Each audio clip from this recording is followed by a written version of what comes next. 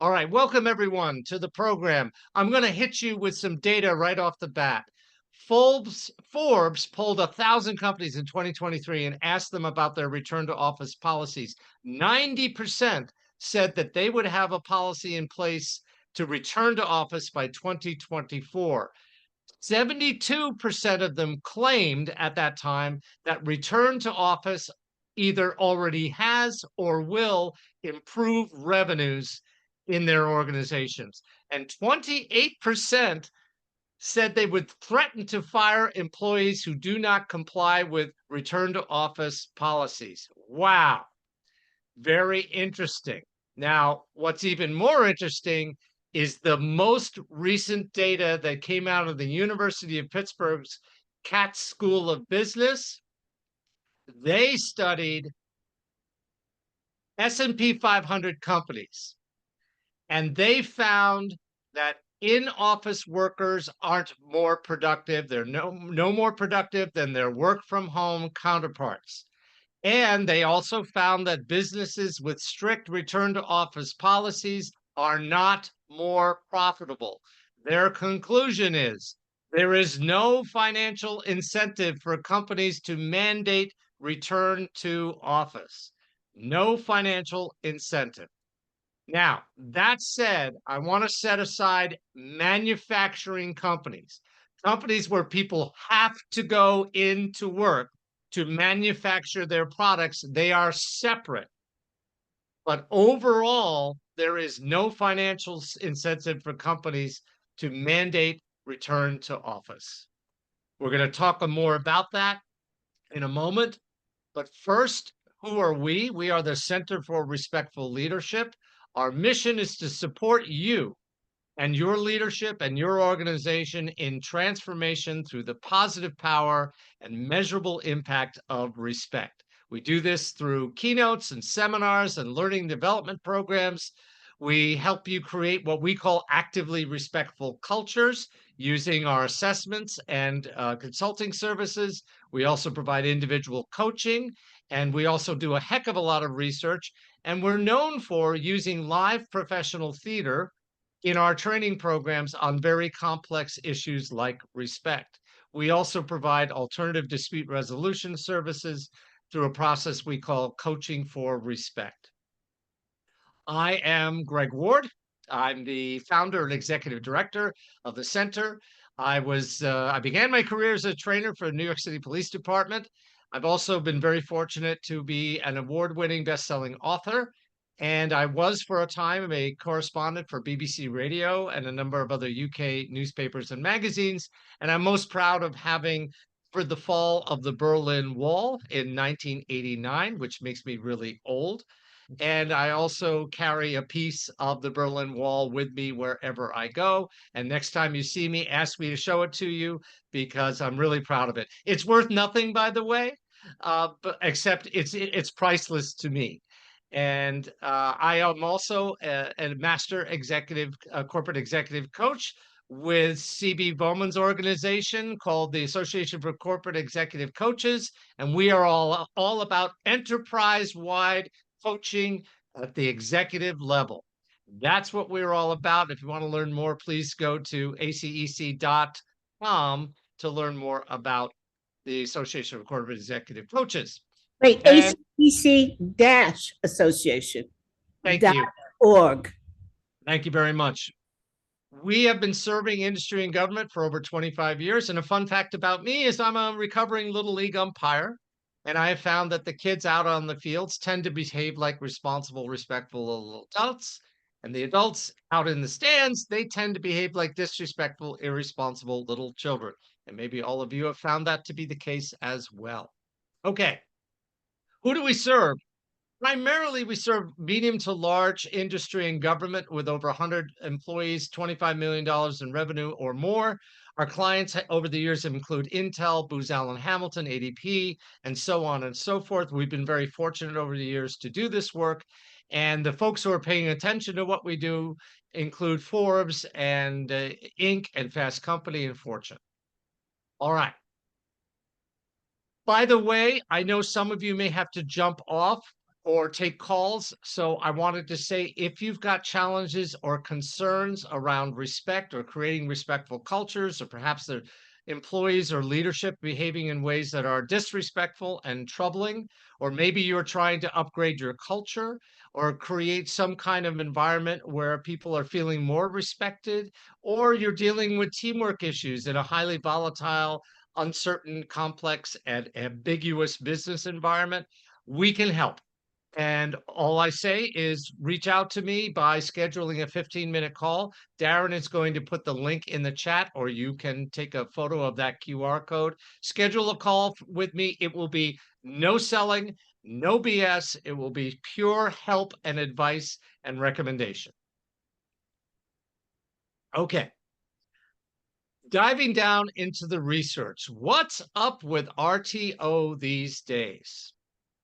Last year, Fortune indicated that 9% of all Fortune 100 companies will have some kind of mandatory, meaning full-time, 5 days a week return to office. 9%, almost 10% of Fortune 100 companies.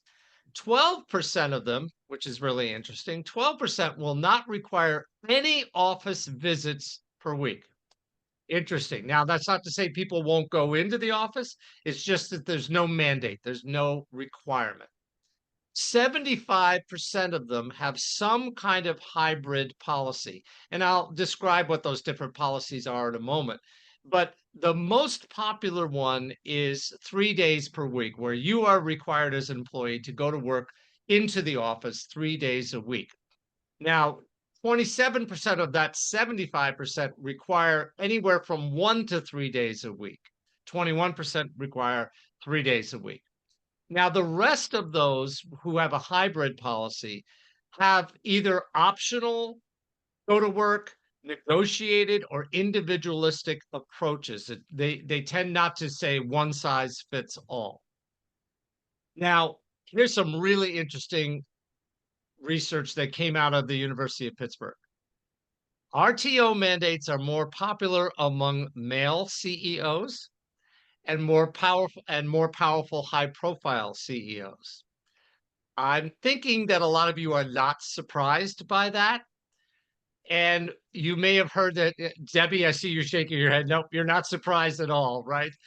And a lot of folks tend to have the belief, a lot of managers and leaders tend to believe that if I can't see them, then they're not working. I'm assuming they're not working, which I personally believe, and we certainly could talk about it, I think is a rather narrow-minded view of our employees. I believe it represents a time where managers did not trust their employees whatsoever, and it was all about command and control. And I believe we have moved on from the old-fashioned command and control, carrot and stick leadership models, and that we needed to move on from those, but there are still many, many leaders who operate from that perspective. Also, there's a common belief that there will be overall higher productivity, even though there is no supporting data. It's a common belief that there will be higher productivity if people are together in the office, and there will be better creative collaboration if people are in the office. Now, the data supports that creative collaboration can occasionally be more efficient when everyone is together in one place, but it's not necessarily more effective. I will give you an example. I have a client, they manufacture hats, every kind of hat known to humankind. And during the pandemic, they went full remote with all of their designers.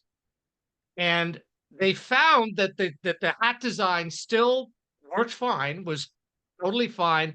However, because they were remote from each other, they never came together. It took longer to get everybody on board with a particular design and fabrics used and so on and so forth. So there was a lot of passing and sharing of data and information around. And so that made it a bit more challenging for them. It took longer to come to agreement on a design. Whereas before the pandemic, they used to all come together in the office. They'd have these design days. They'd go in, close the door, and everybody have massive cups of coffee, and they would just crazy design together. It'd be a group project, and at the end of the day, it would be done. So what they found is during the pandemic, it took longer to do the design. So they were more efficient. They still came to great design, but it was more efficient when they all came together. So what they're doing now is mandating design days where people do come together for design days. But if you can't make it for any reason, that's okay. They'll bring you in live on camera on their laptop. So it's really kind of hybrid. Some are people are working from home, some people are in the design studio, and they get it done that way. So they worked around it. Finally, the research tells us that controlling managers prefer RTO. And here's what's really interesting: use employees as a scapegoat for their own poor performance. So, what they're basically saying is when I'm being held accountable for my employees' performance, I want them in seats so I can watch them and make them work. And if I screw up, I can always hand it off to them. It's harder to blame a remote employee when my boss is breathing down my neck. At least that's what they seem to be indicating with that research. Okay. Questions, comments, thoughts on this? Is it making sense to you? All right. Now, we may be sensing and seeing a lot of pushback to mandatory return to office. Employees who are encouraged or required to work from home during the pandemic actually made significant life choices. I'm curious, how many of you actually created your own home office, like really put something together for yourself during I'm seeing some hands go up. Yes. And so and employees moved to certain locations because they were told they could work from home. So they left the city, they bought a bigger house out in the suburbs or out in the countryside. They thought everything was going to be from home. So now asking them to go back to the office is a big problem, and they're pushing back. For example, I don't know if you heard, but in February, 5,000 employees at SAP, that big European employer, threatened. They did a group petition to the CEO because SAP wanted everybody to come back into work. And 5,000 employees said, "We will leave if you mandate this." So SAP has backed down. Debbie, I see your hand raised. Go ahead and unmute. Sure. So first, I think this is interesting. I feel like on the one hand, that people making the assumption that because there was a pandemic and people went and worked from home, that that was going to be a permanent Hmm. situation. I think what Right. I noticed as a head of HR was that people made those decisions on their own, and like we Okay. had to put policies in place that you had to get approved to, Aha. to do that, because people were just moving, and all of a sudden it's like, oh, we're in Colorado and all of a sudden I just moved to Kentucky. It's like, really, who said that you could do that even though Uh-huh. you're working from home during a pandemic? So I think, you know, that those were some assumptions that employees made, that they made on their own. Okay. And then also, like, what I've done is have some type of, matrix where it depends on the position, right? Certain positions are designated as, Right. right, just like Right. you said with manufacturing. Certain are collaborative positions, like the designers, right, that need to come Right. in periodically. And Right. then there can be a lot of flexibility with that. Maybe it's a week, a Exactly. month, or it's, Yeah. the couple days. And then there's others that can be designated as fully remote. And if they want to come into the office, they come into the office. Right. And You then you we have we created also had them, made sure they understood that their managers could, I'll say, tell them to come into the office, like for a company event, because right. people, Right. right? Yeah. Yes. Yes, you've created a hybrid, a fairly flexible hybrid model, Mhm. which is I'm going to show you all the different models in a moment, and it sounds like it's working for you, Debbie. Is that fair? Well, it did work for me, but then I left the organization, Oh, okay. and the new CEO did mandatory RTO as of March 1st. Okay. And are you hearing how that's going? Not not too well. Yeah. Well, so it sounds like there's a lot of pushback to it. Yeah, yeah.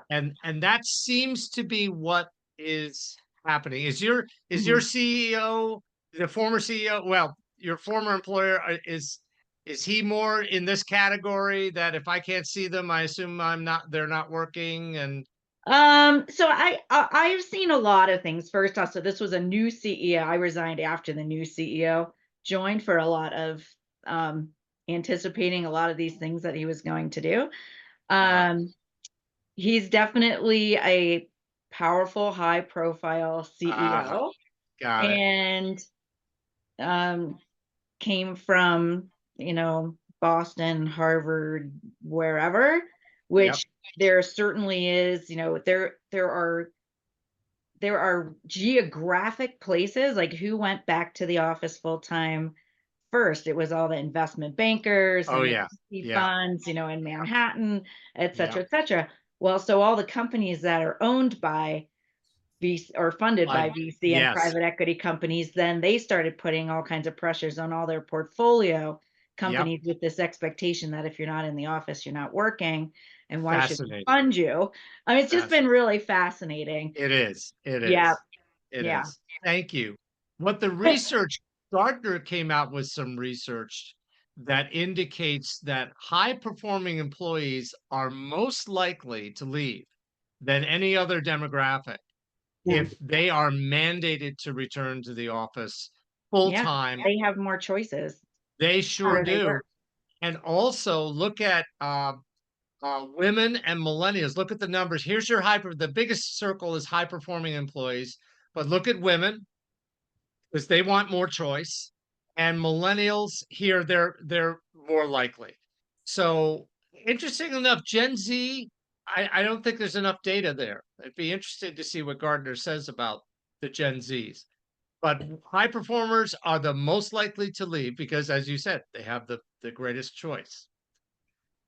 So the research we did also brought out a whole bunch of models, just like what you described, Debbie. So, what I'm going to show you is five of the most popular models going from the most restrictive hybrid policy to the least restrictive hybrid policy. So, the most restrictive is mandatory in office with a few flex days, like you said, the investment bankers, Goldman Sachs. The next and most popular hybrid is Office First with optional remote work days. JP Morgan has this model, except for most senior staff have to be at JP Morgan, must be in the whole time. So the most common hybrid is mandatory 3 days a week, and then you have options on the other 2 days to work remotely. The Another very common one that Microsoft uses is what's known as a 50-50 split or a full hybrid, where there is some choice and there is some negotiation. You can go to your manager and make your case. Hey, I can do this work remotely. And I did during the pandemic. I kept my numbers up. I did everything you asked me to do. Can I please continue? And then the manager can make that call. Or vice versa, the manager could say, no, your numbers were down during the pandemic. I do need you to come back into the office, but there's a negotiation that goes on. It's not just mandatory. Then the next, the least restrictive is the remote first. So people are permitted to be remote first and have options to come back in if they choose, if there's an all hands, if there's group training, what have you. So the software development company called Atlassian, and they're based in Sydney, Australia. But they have sites all over the world. And That's their policy. Remote first, but go into the office at the right times with choice. And then finally, the least restrict is you're fully remote and only work from home with a few days in the office. And Salesforce uses that model. The most common model is 3-day mandatory and then optional other days. So I'm going to turn on the poll and see if I can make it work and see what you think. Can you see that poll? Does your company currently have a mandatory RTO, full-time 5-day policy? Yes, no, or hybrid of some kind?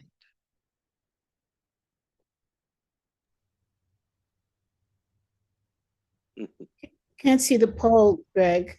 You can't see the poll? Darren, you could, I think you said you saw the poll. Yeah, I saw it. I was able to select. Okay. I saw it too, and I was able to submit it. Might be All right. hidden behind your browser or something. Okay. Might be a window behind a window. Yeah. A window behind the window.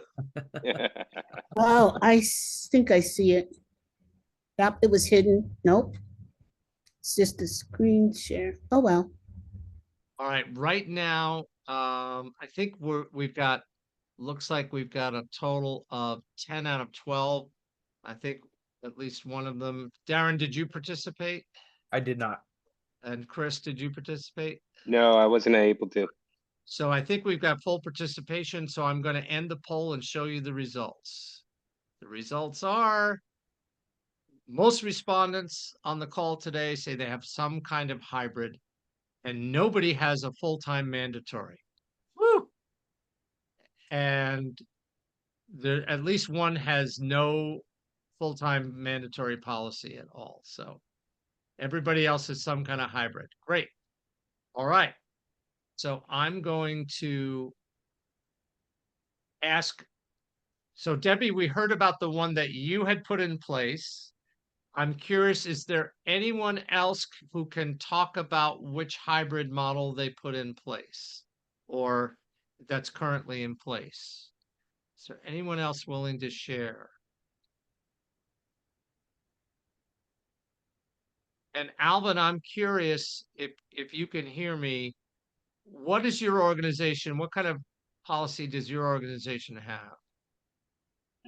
Well, first of all, we're a nonprofit. I guess you could say we're a hybrid of social services and healthcare. Okay. All of our staff that have direct client care have to be in, to service the clients. Administrative people like myself that support them. It's right now it's kind of a hodgepodge of supervisor's discretion. So it's a hybrid. Okay. So it's a Yeah. hybrid, basically. Yeah. Mhm. Yeah. They call it a negotiated hybrid. Right. Yeah. Very good. Very good. Is there anyone else who could talk about what they've got going on? I And can- know people. Yeah, this go is- ahead, Beth. Yeah. We have a hybrid 3 days in the office, which is kind of mandatory, but I think one of the problems with it, there's certain people in the organization that haven't returned. And so it kind of creates this class system of the Mhm. haves and the have-nots. And so that's made it a little bit challenging. And may I ask what industry are you in, Beth? Asset management, financial services. Got it. Yeah. Got it.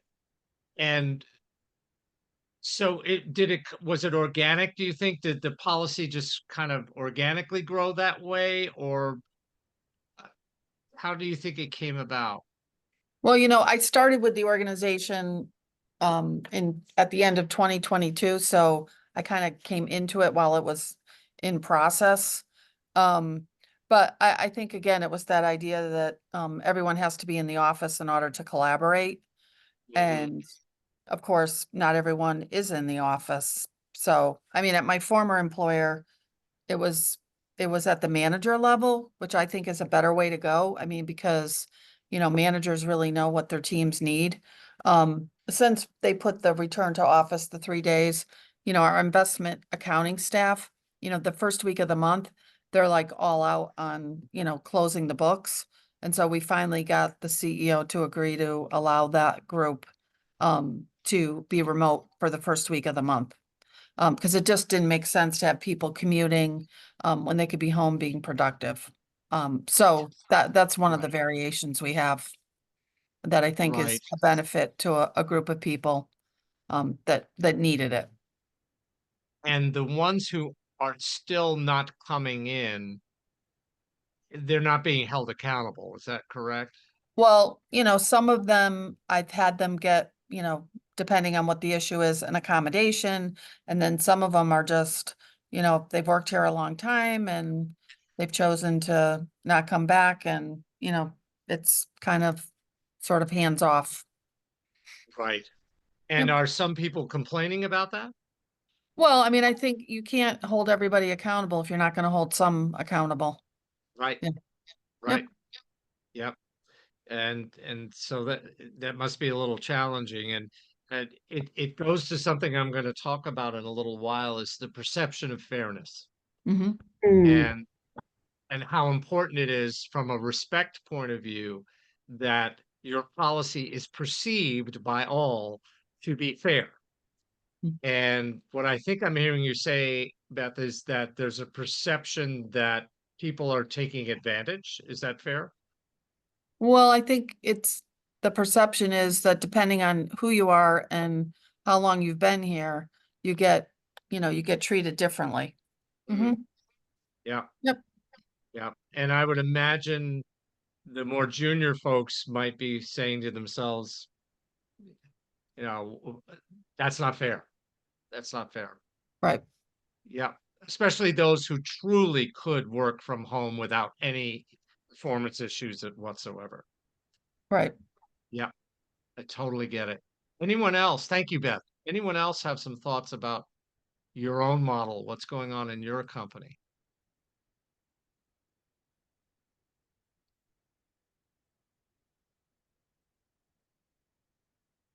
All right. So I mentioned this earlier that part of creating a respectful culture is where people perceive fairness. And there was a time when fairness wasn't all that important in the workplace. But what we're seeing now is there have been so many changes within the workforce and the work environment and the expectations that respect is no longer just a nice to have. It's absolute business imperative if you want to drive performance, partnership, and productivity. Now, when most people think about the term respect in the workplace, what they're usually talking about is interpersonal respect, the one on the right. And that's fair because it's the way we treat each other is often what people consider to be respectful or not. But we also have to remember there are other types or categories of respectful behavior going on in every organization. For example, there's informational respect, where the organization is being transparent, where people have access to relevant and timely information that enables them to do their jobs to the best of their ability. Or is the organization withholding information or treating some employees to good news and information and other employees don't get anything? Is there a perception of fairness in how much information is being given out? Then there's procedural respect, and we've talked a lot about that in the last few years. Pay equity is extremely important. We just mentioned fairness. And Beth, you talked about my words, the sense that people feel it's unfair that some more senior people who have been around for a long time get to sort of flout the policy and stay at home as much as they want without being held accountable. So fairness in reporting structures, perception of fairness in rational, reasonable policies and procedures around hiring, promotion, accountability, and discipline. When employees perceive that there's fairness, they are likely to feel respected by the organization. And then finally, there's the one we all talk about, which is interpersonal respect, evidenced by genuine, and that's an important word, civility, decency, kindness, thoughtfulness, appreciation, and acknowledgement. And this is the one that's most familiar when people talk about respect. But here we're talking about return to office policies. And it's really in the category of procedural respect. Are we really doing this right, where people perceive fairness? Now, we have always felt and believed, and now the most recent research backs us up, that respect really is the most important thing in today's workplace. In fact, employees who feel that they are being treated with respect by their leaders are 63% more satisfied with their jobs, 55% more engaged, much more focused, and 100% more likely to stay around. So those organizations that are dealing with retention issues, there's a strong possibility that people are feeling disrespected. If there's a lot of turnover in one of those three categories, they must be feeling disrespected. Also, top motivators, respect, health benefits, and work-life balance are all equal as the top motivators for employees overall. Salary and money are a lesser motivator. So respect, health benefits, and work-life balance. Among people of color, respect is the absolute top motivator. Among women, it is a top motivator. Among whites, it is a high motivator, and among men, it is also a high motivator. So across the board, respect is a very powerful motivator. Now, there are significant costs to disrespect. If we had 100 people on this call, and we all were working in some kind of organization where at some point recently we felt we had been treated with disrespect, either by our organization, our bosses, or our colleagues, 80 of us out of the 100 would lose work time ruminating or thinking about what happened. Almost 80 of us would say that our commitment to our own organization had declined as a result of that behavior. Nearly 2/3 of us would report that our performance had declined as a result of that incident. And often it's not just one incident, it's a series of incidents that come together that kind of break the camel's back. Nearly 50 of us would intentionally decrease our time spent doing work, at work with others. And then because we're trying to avoid feeling disrespected again. And then finally, nearly 40 of us would deliberately decrease the quality of our work. And this information comes out of Georgetown, USC, Arizona State, and Oakland University. We divide the costs of disrespect into two primary areas. There's the direct costs where you and HR have to intervene, do something about disrespectful behavior. You've got to field the complaints. You might engage a coach. You might do coaching yourself. You might have to conduct an investigation, provide counseling. And then, of course, if someone feels that they've been disrespected to the point where they have to leave, they might turn around and sue. So you've got to get involved in all that. So those are the direct costs of disrespect. The indirect costs are turnover, work slowdowns, even sabotage, recruiting challenges, the downtime when people have left and the time it takes to replace them, retrain people. And finally, the last one on the bottom right, which is harder to quantify, but the cost to your organization as a reputation, as a great place to work. How many of you are monitoring Glassdoor? I should probably, if you all work at HR, I should see all the hands go up. So Glassdoor is a very useful tool. It tells you what people are thinking. Now, of course, people use websites like Glassdoor as a reason to complain and vent. They often don't go on there to say, hey, what a great company I work for, but sometimes they do. But at the end of the day, if I'm coming to thinking about working for your company, where am I going to go first to get some, to see how employees feel about your company? I'm going to go to Glassdoor. I'm going to check it out, see what people say. And that could significantly impact whether or not I apply. CB, I see your hand up. Yes. Greg, any research, oh, let me go back on camera. Any Sure. research on the relationship between respect and stress? Very high, very high. The pandemic stressed us all. Thank you for asking that question. The pandemic stressed us out extraordinarily. And if you may recall that ocean freighter that got caught in the Suez Canal, it created what was called a VUCA incident, volatile, uncertain, complex, and ambiguous.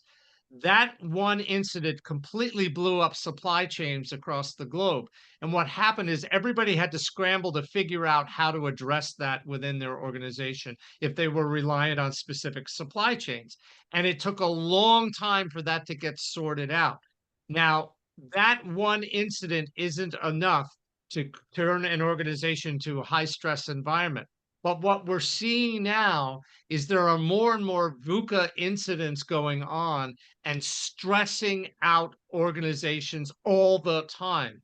And what we do know, the research tells us, CB, is the higher levels of stress. And Dr. Christine Porath at Georgetown University, she says the number one indicator of whether an environment is highly disrespectful is the level of organizational stress. And we put it this way, when the going gets tough, yes, people, the tough get going.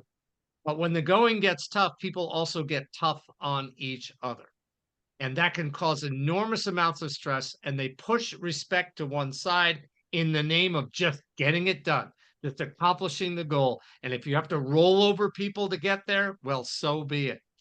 So So does they're that answer your question? That was no, rather long-winded. I'm sorry about that. no. So they're tying VUCA to respect to stress. Yes, That they- VUCA to stress to disrespect. That's correct. Hmm. So the more VUCA your business environment, the higher levels of stress, the more likely you are to have an environment that is disrespectful. If that makes sense. Yeah, it does. Great.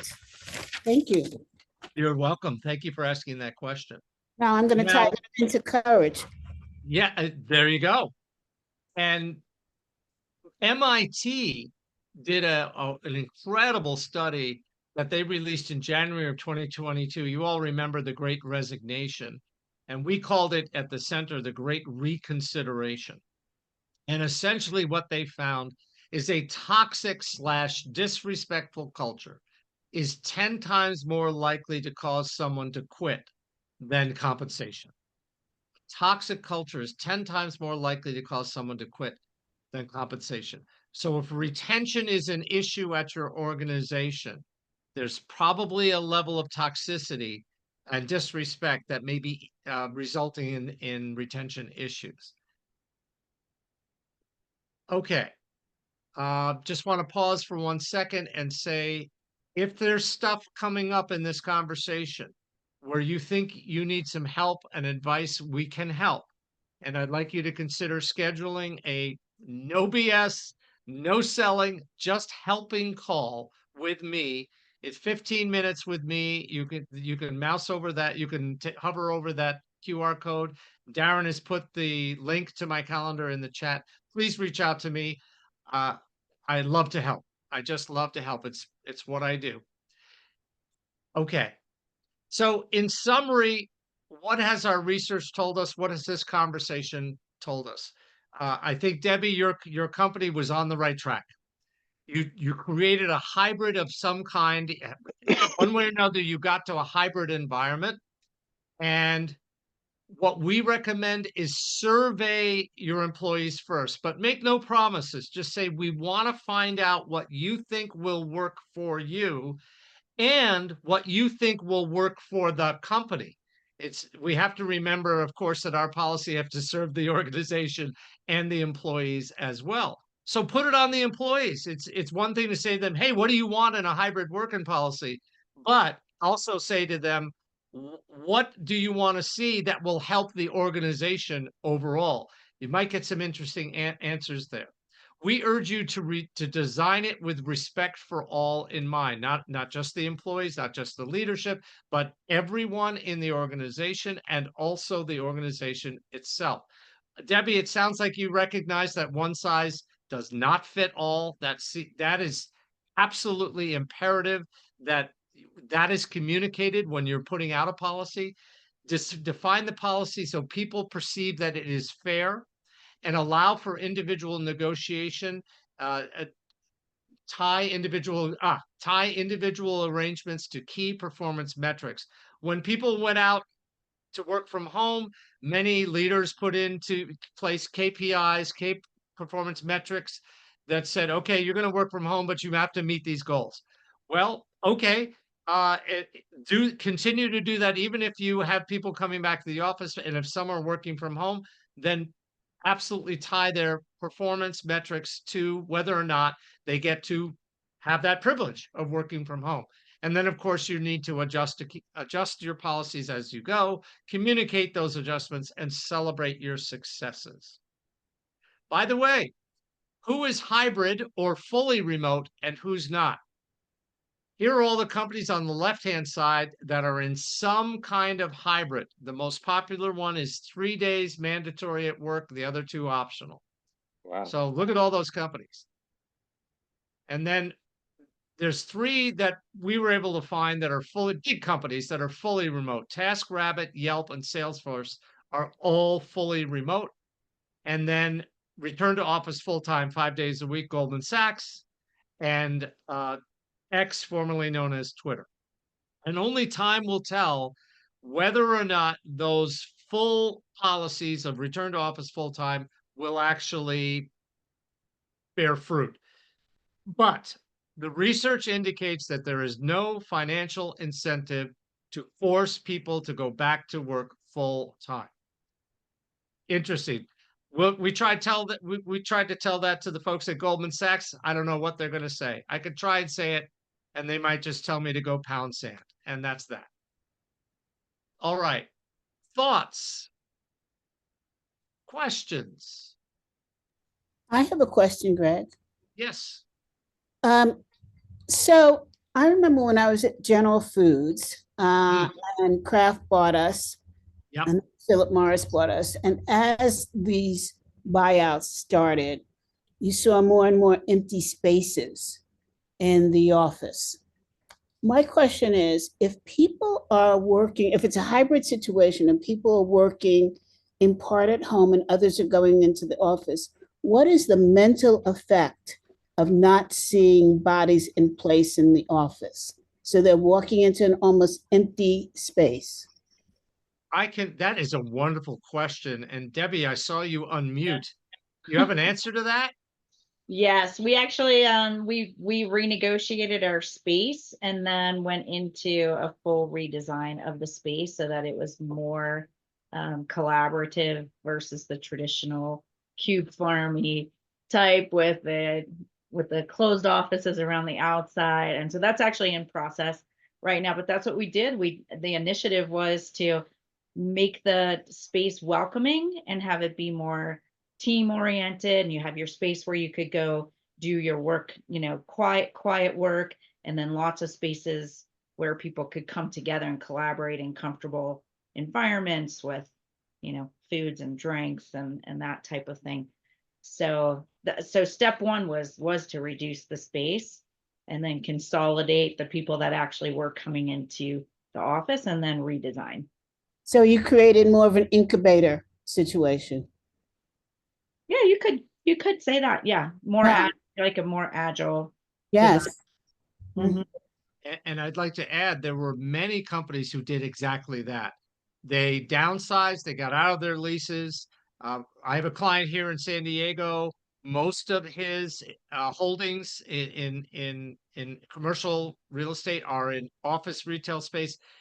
Office space. He's got something like a 79% occupancy. He says, I can't sustain this. This is terrible. And he said all these companies just started reducing their footprint because they're never going to be full capacity with the way they once were. And so it truly is. And Debbie, I imagine the renegotiation was favorable with your. We took less space and extended the lease. So Yeah, it has to be a win-win. yeah, it does. So it's a great question, CB. I know Microsoft did something similar. They completely redesigned headquarters, and they use a hoteling model. Many companies were using hoteling models even before the pandemic, where you would reserve a space to work in, and your materials were stored, and then you came in, pulled your materials, and went to the space you reserved. And some days you weren't even there, so somebody else was in that space, and so on. So the hoteling model is more common now as well. Yeah. And Greg, you had, know, so is we had guidelines for who got a designated space. So you did have to be coming in consistently at least three days a week to have your own space. Otherwise, it was the hoteling model. So that was a way to reinforce for the people that should be in the office 3 days a week that, you know, if you want a space, you actually have to do it. Love it. and Love it. Greg, you know, those empty office spaces are turning into pickleball courts. Oh, stop. Oh, stop. I knew that was coming. They're also turning into work, live, um, mixed use facilities. A lot of, yeah, there are a lot of offices you can't transform into a living places, but there's some that can be. Alvin, I saw your, did you have a thought? No, I thought, I think it was expressed already. I really, and this is just a personal opinion, just following up on the space, I really feel some of those leaders that are using saying, like, if I can't see you, you're not working, don't really believe that now. I think it really is because of the of the space that's going so vacant, and the pressure on all that whole thing. More of the space. Bottom line with the space. Now, all companies can't get out of their leases either. So Right. that's my personal opinion. Those that are espousing that, it's more about the bottom line on the spaces than it is that believe that old model, you know. But that's good to hear. I hope Many you're of them right. are baby boomers who are retiring out. You know, at this particular time. I don't think many of the extras espouse to that as much. But again, that's a personal opinion, and that might be somewhat. I've talked with some folks here locally in our area, and that's what they feel too. I hope you're right. I hope you're right. All right. Any other thoughts? All right. With that, I want to remind you of something that I heard a long time ago and adopted it for who we are at the center. When Maya Angelou was towards the end of her career, she was interviewed by a journalist who asked her, you know, Maya, you have done so much in your life and you've worked with so many different people. What have you learned about human beings? And she responded by saying, I learned that people will forget what you said and people will forget what you did, but people will never forget how you made them feel. Mhm. And we believe that is the essence of what we do here at the Center for Respectful Leadership. We help people understand how important respect really is. And with that, I want to say once again, if you have any challenges or issues and you need some help, please schedule a complimentary call with me where I will not do any selling. It will just be about helping, and I hope you will. And I want to thank you once again, everybody, for coming and being with us on our monthly session. And we will see you again in about 4 weeks. Thank you all Thank very you. much. Thanks, everybody. Thank you. Thank you. Thanks.